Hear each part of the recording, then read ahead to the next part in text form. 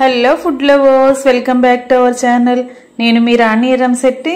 Friends, ఈరోజు recipe వచ్చేసి బూరెలు చేసుకోవాలి అంటే శనగపప్పు బూరెలు తింటూ ఉంటాం, పల్లి బూరెలు చేస్తూ ఉంటాం కదా.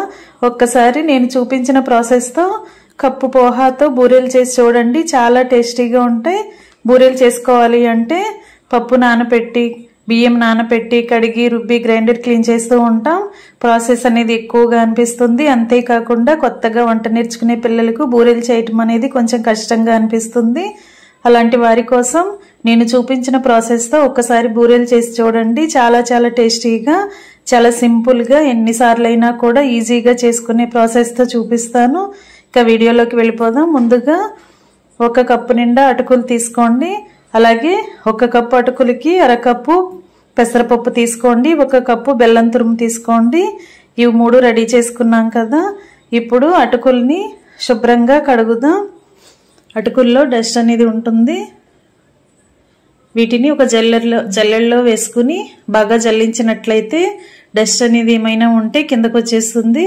అంతవరకు జల్లించిన తర్వాత వాటర్ పోసుకుని బాగా వాష్ చేయండి. మనం శనగపప్పు బూరెలు తింటూ ఉంటాం కదా. ఒకసారి నేను చూపించిన ప్రాసెస్తో అటుకులతో బూరెలు చేసి చూడండి. చాలా చాలా టేస్టీగా ఉంటాయి, చాలా డిఫరెంట్గా అనిపిస్తాయి.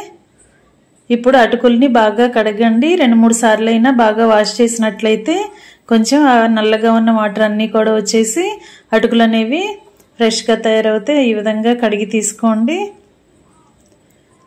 కడిగి వాటర్ అన్నీ కూడా తీసేసిన తర్వాత కొంచెంగా అరచేతుల్లో వాటర్ని కొంచెం కొంచెంగా చల్లుకుంటూ నానబెట్టండి. కొంచెం సేపు మూత పెట్టి నానబెట్టినట్లయితే అటుకులు అనేవి కొంచెం నాని మెత్తగా వస్తాయి. ఈ లోపుగా మనం పెసరపప్పును కూడా ఒక బౌల్లోకి వేసుకుని వాటర్ పోసి బాగా కడుగుదాం. ఈ వాటర్ అన్నీ కూడా తీసేసి ఈ పెసరపప్పును తీసుకోండి. ఇప్పుడు స్టవ్ ఆన్ చేసి కళాయి పెట్టుకుని ఫ్లేమ్ మొత్తం తగ్గించండి. లో ఫ్లేమ్లో పెసరపప్పుని బాగా ఫ్రై చేయండి.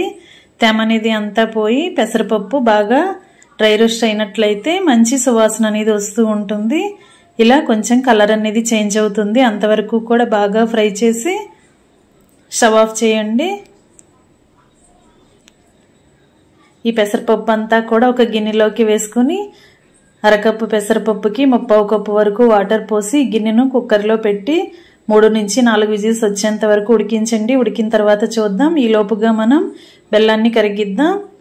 వేరొక కళాయి పెట్టుకుని స్టవ్ ఆన్ చేసి మనం కొలిచి పక్కన పెట్టుకున్న 3/4 కప్పు బెల్లం తురుము, అలాగే 4-5 టేబుల్ స్పూన్లు పంచదార కూడా వేసుకోండి. స్వీట్ ఎక్కువగా ఇష్టపడే వారికి కొంచెం ఎక్కువగా అయినా బెల్లం తురుముని యాడ్ చేసుకోండి. నేను 3/4 కప్పు వరకు వేసాను. అరకప్పు వాటర్ పోసి బెల్లాన్ని బాగా కరిగించండి. బెల్లంలో గడ్డలు అనేవి కరిగితే సరిపోతాయి, ఎలాంటి పాకము రావాల్సిన పని లేదండి. ఈ విధంగా కరిగిన తర్వాత స్టవ్ ఆఫ్ చేసి ఇప్పుడు ఒక గిన్నెలో స్ట్రైనర్ పెట్టుకుని కరిగిన బెల్లం వాటర్ని బాగా వడకట్టండి. బెల్లంలో కొంచెం పుల్లలు, నార లాంటివి ఉంటూ ఉంటాయి. అవన్నీ కూడా స్ట్రైనర్లోకి వచ్చేస్తే ఈ విధంగా వడకట్టి ఈ సిరప్ని పక్కన పెట్టుకోండి. ఇప్పుడు స్టవ్ ఆన్ చేసి కళాయి పెట్టుకోండి. 1 టేబుల్ స్పూన్ నెయ్యి వేసుకుని డ్రై ఫ్రూట్స్ని ఫ్రై చేసుకుందాం. ముందుగా సన్నగా తరిగిన కొబ్బరి ముక్కలు, ఎండు కొబ్బరి ముక్కలు వేసుకోండి. ఎండు కొబ్బరి ప్లేస్లో పచ్చి కొబ్బరి ముక్కలైనా కూడా ఇదే విధంగా నేతిలో బాగా ఫ్రై చేసినట్లయితే, కొంచెం కలర్ చేంజ్ అయ్యేంత వరకు ఫ్రై చేసినట్లయితే కొబ్బరి ముక్కలు అనేవి మంచి సువాసన వస్తాయి.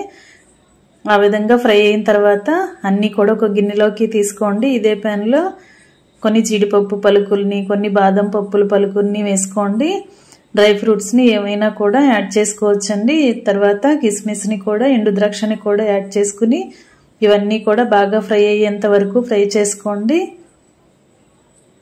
స్టవ్ ఆఫ్ చేసుకుని మనం ఫ్రై చేసుకున్న డ్రై ఫ్రూట్స్ అన్నీ కూడా ఒక ప్లేట్లోకి తీసేసుకుందాం.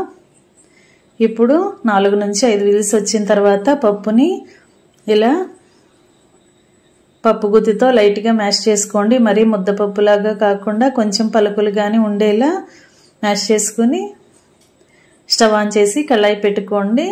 ఇప్పుడు మెదుపుకున్న పెసరపప్పుని కళాయిలో వేసేసుకుని అలాగే వడగట్టుకుని పెట్టుకున్న బెల్లం సిరప్ను కూడా కళాయిలో వేసేసుకుని మనం శుభ్రంగా వాటర్తో కడిగి ఒక 10 నిమిషాలు నానబెట్టిన అటుకుల్ని కూడా కళాయిలో వేసేసుకుందాం. ఇవి మూడు కూడా బాగా కలిసేంత వరకు గరిటెతో కలపండి. పెసరపప్పు అలాగే బెల్లం సిరప్ అలాగే అటుకులు కూడా మొత్తం అన్నీ బాగా కలిసిపోయి బాగా ఉడుకుతూ పాకం అనేది చిక్కబడి ముద్దలాగా స్వీట్ అనేది దగ్గరగా ఉడకాలి. అంతవరకు కూడా ఉడికిద్దాం. గరిటెతో కలుపుకుంటూ ఎప్పటికప్పుడు ఇలా కలుపుకుంటూ ఉడికించండి. అడుగున అంటుకుపోకుండా కలుపుతూ ఉడికించండి.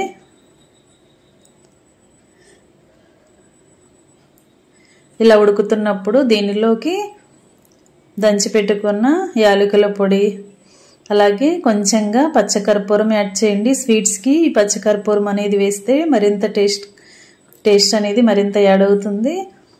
యాలకుల పొడి పచ్చకర్పూరం అంతా కూడా స్వీట్లో కలిసేంత వరకు బాగా కలపండి.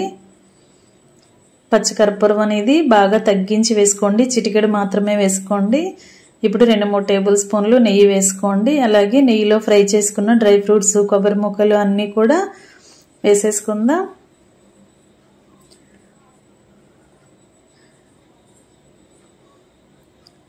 ఇవన్నీ కూడా యాడ్ చేసుకున్నాం కదా.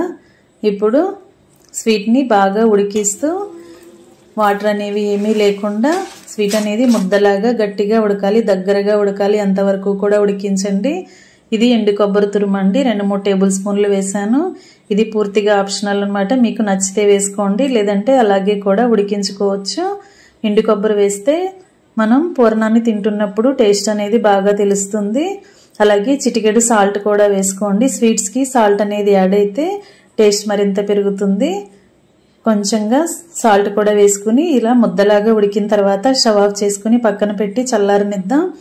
ఈ లోపుగా మనం లోపల పూర్ణానికి అటుకుల స్వీట్ని రెడీ చేసాం కదా. ఇప్పుడు పై పూర్ణానికి రవ్వని ఉడికిద్దాం. మనం ఏ కప్పుతో అయితే అటుకులు తీసుకున్నామో అదే కప్పుతో కప్పు నిండా ఉప్మా రవ్వ వేసుకోండి. సూజీ రవ్వ అంటాం కదా.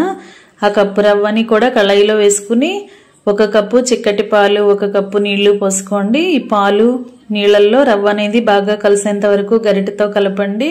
అలాగే 2-3 టేబుల్ స్పూన్లు పంచదార కూడా యాడ్ చేయండి.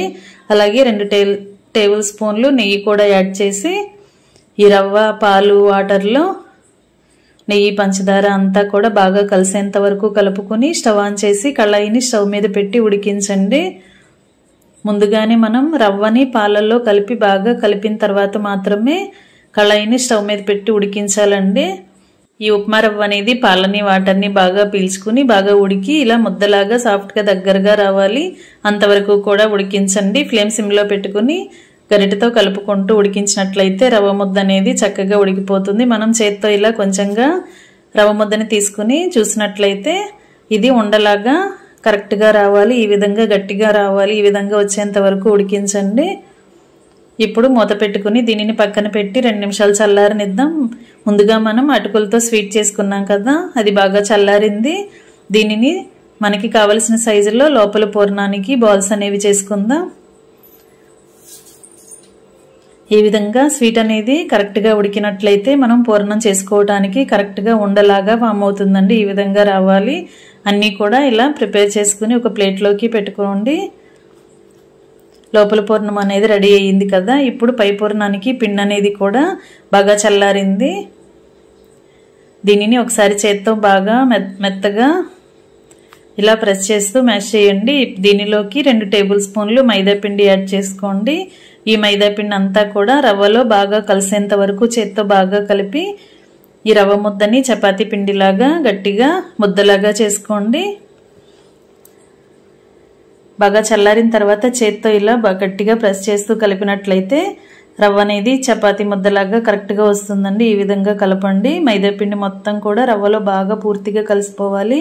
ఈ విధంగా కలిపిన తర్వాత పై పూర్ణానికి కొంచెం కొంచెంగా రవ్వ ముద్దను తీసుకుంటూ నేను చూపించిన విధంగా ముందు ఒక బాల్ లాగా చేసుకుని తర్వాత ఇలా పలుచగా ఒత్తుకోండి. ఇప్పుడు మనం ముందుగా చేసి పెట్టుకున్న అటుకుల స్వీట్ని లోపల పూర్ణాన్ని లోపల ఇలా పెట్టుకుని పై పూర్ణంతో బాగా పూర్తిగా కవర్ చేద్దాం. ఎక్కడా కూడా లోపల అటుకుల స్వీట్ అనేది బయటికి కనిపించకుండా ఇలా రౌండ్గా చేసుకోండి.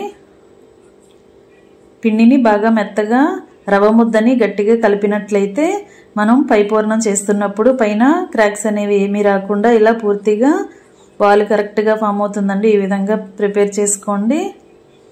మిగిలినవన్నీ కూడా ఇదే విధంగా చేసి పెట్టుకోండి. లోపల పూర్ణం అనేది ఎక్కడా కూడా కనిపించకూడదు. గ్యాప్స్ అనేవి ఎక్కడా కూడా రాకుండా, క్రాక్స్ రాకుండా, చుట్టూ కూడా పగిలిపోయినట్లు లేకుండా కరెక్ట్గా చుట్టండి. అలా చుట్టినట్లయితే మనం డీప్ ఫ్రై చేస్తున్నప్పుడు కరెక్ట్గా డీప్ ఫ్రై చేసుకోవచ్చు. లేదంటే లోపల పూర్ణం అంతా కూడా ఆయిల్లోకి వచ్చేస్తూ ఉంటుంది. ఈ విధంగా చేసిన తర్వాత స్టవ్ ఆన్ చేసి కళాయి పెట్టి డీప్ ఫ్రైకి సరిపడా ఆయిల్ పోసుకోండి. ఆయిల్ మీడియం ఫ్లేమ్లో కాగిన తర్వాత రెడీ చేసి పెట్టుకున్న పూర్ణాలని ఆయిల్కి పట్టినన్ని వేసుకుని గరిటెతో కలుపుకుంటూ రెండు వైపులా కూడా కరెక్ట్గా క్రిస్పీగా ఫ్రై అయిన తర్వాత ఆయిల్ నుండి తీసేయండి. ఇలా ఆయిల్ నుండి తీసేయండి. ఇదే విధంగా మిగిలిన వాటిని కూడా డీప్ ఫ్రై చేసుకుని కంప్లీట్ అయిన తర్వాత స్టవ్ ఆఫ్ చేసుకుని వేడివేడి బూరెలను సర్వ్ చేసుకోవటమే. పండుగల సందర్భంలో మనం ఎక్కువగా ఇలా బూరెలను చేస్తూ ఉంటాం కదా, అలాంటప్పుడు టైం అనేది సరిపోదు. అలాంటప్పుడు ఇలా బూరెలను ఈ ప్రాసెస్తో ప్రిపేర్ చేసి నైవేద్యంగా సమర్పించవచ్చండి. అలాగే అంతేకాకుండా కొత్తగా వంట నేర్చుకునే పిల్లలకి కూడా ఈ ప్రాసెస్ అనేది చాలా చాలా ఈజీ అవుతుంది.